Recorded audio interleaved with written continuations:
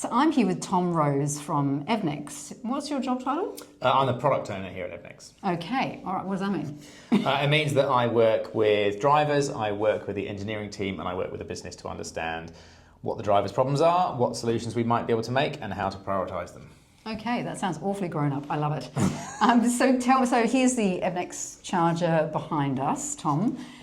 What can you tell me about it? So it's very sustainable from what I understand. Yeah, so it's made of, the plastic enclosure here is 85% biosourced materials, so it's sort of waste wood product in there. So not oil-based? Not oil-based, right. No. And we recycle them at end of life if that's necessary. Mm-hmm. And we're also about to initiate a repurposing program. So when something's been returned, maybe somebody ran over the cable or something like that, and they've had to have a swap out, we'll be making refurbished units to sort of make sure that we don't put anything more into landfill than is necessary. So that's a little bit, you sell it for a cheaper price? Absolutely, yeah. So we'll start making those available on our website. I don't quite know when that's going to start, but that's a program we're kicking off as well. And can you explain, so I think one of the special things about this company is that you are making these chargers in Christchurch. Yep. So that's local jobs, local manufacturing jobs. Yep. But you were talking to me before about where all the materials come from. It very much is local, isn't it, in terms of carbon footprint? Yeah, absolutely. So the enclosures, they're made on the North Island, and the PCBs, the circuit boards inside the chargers, are made here in Christchurch.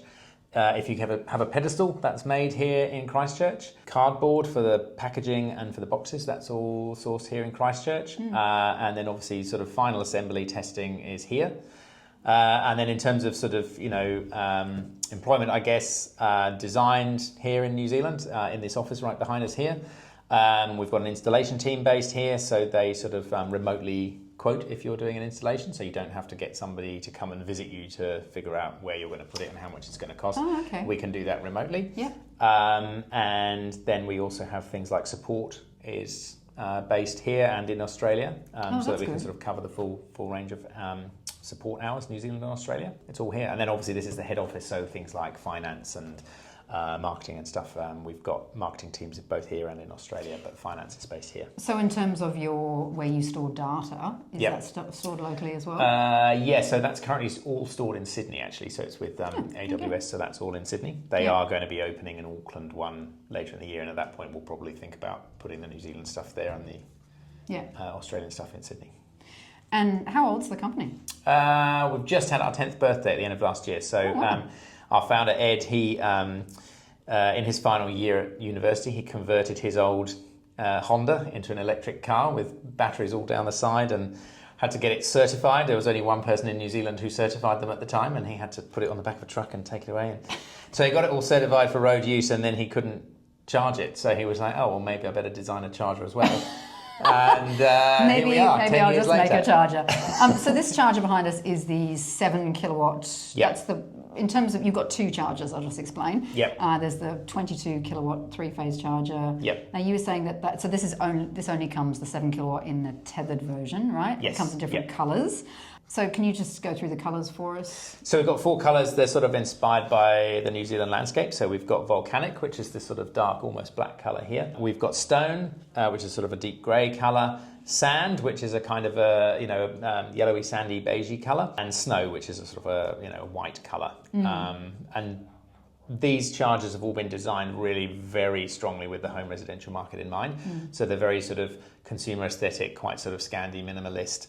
And then so we've gone for those natural colours to sort of really blend in with whatever material your home's made of or whatever your garage People sort who of have interior monuments, is. which is everywhere, that'll be Absolutely. perfect for it. Yeah. Or if you've got that sort of cedar wood that people is quite popular. Yeah, lots of different options. So, That's very cool. The Scandi minimalist in me is very happy looking at this charger, I'm not going to lie. And so your 22 kilowatt charger, that's a smaller part of the business. So a lot of Australians obviously have 3-phase. So that comes in tethered and untethered? Yeah, that one you can have untethered as well. So that one was probably designed, it was a sort of a previous generation that was designed for both commercial and home use. So, had to make some sort of compromises, so it's maybe not quite as aesthetically pleasing, but it comes in that socketed version, which is obviously very popular in the commercial space where you don't know what cable people are going to need. So you make it flexible. They bring their own. It looks robust though. Yeah, it's absolutely robust. And we've had them out in the market for probably 6 or 7 years now. Some of them out in the field that long, the early prototypes, and they've been holding up really, really well. So, yeah. So I just saw your testing, environmental testing thingy. What do you call it? Testing chamber. Yeah. Testing chamber. Yep. That was very impressive. What kind of temperatures do you test your chargers environmentally to see what they can handle? Yeah, so we go down to sort of -40 because, a cold New Zealand winter up in the centre of the South Island, you might be at -20 degrees. So we want to go well below that. But what do you mean, Tom? Things don't work for electric cars and other such things in the cold. I don't know what you mean by that. Anyway, sorry, yes. It's also, you may not know this, but there's a vehicle testing facility in the centre of the South Island that a lot of the manufacturers use in Northern Hemisphere summer if they want to do winter testing. So it's a winter testing ground. So Tesla turns up there, Ford turns up there. They all bring their cars over to New Zealand. Yes, I've seen them up into the hills, and it's freezing cold. And so, we designed our chargers to make sure they'd work there. Wow.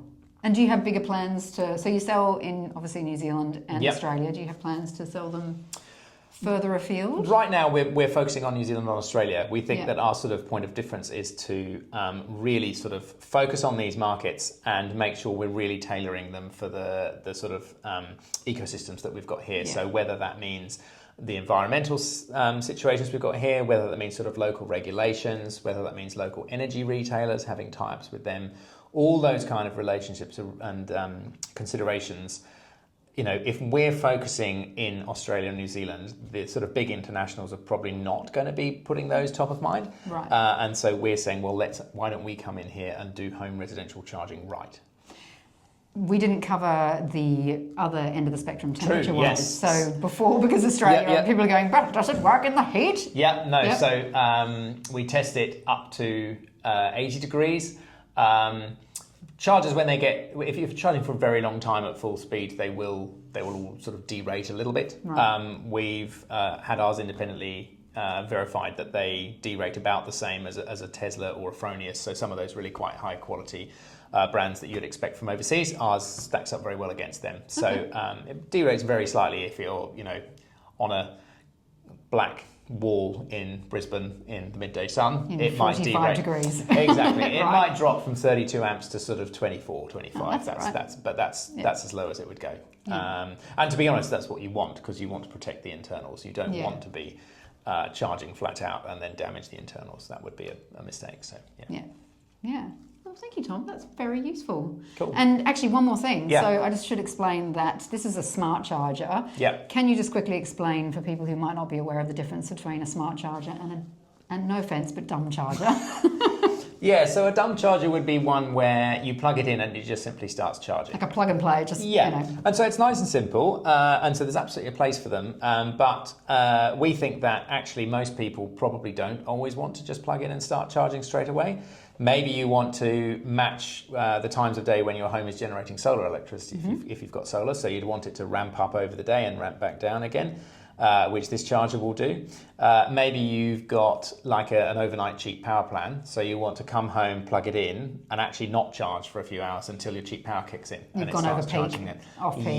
Yeah. So you want to, I always say that smart charging is essentially not charging for much of the time and only being judicious about when you do charge. So this charger has quite a lot of options for saying, I want to charge under these circumstances. Right.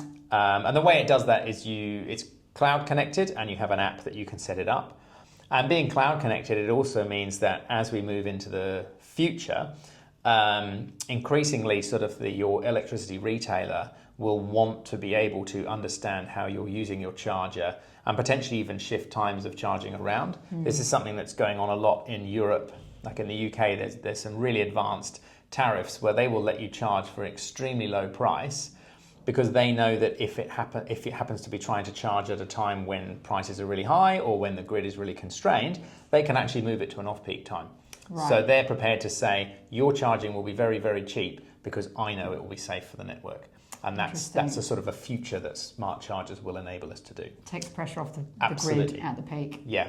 So we're not quite there in Australia and New Zealand yet, but there's absolutely big experiments going on. It's really something that's coming. With VPP, with batteries and all sorts of stuff. Yeah.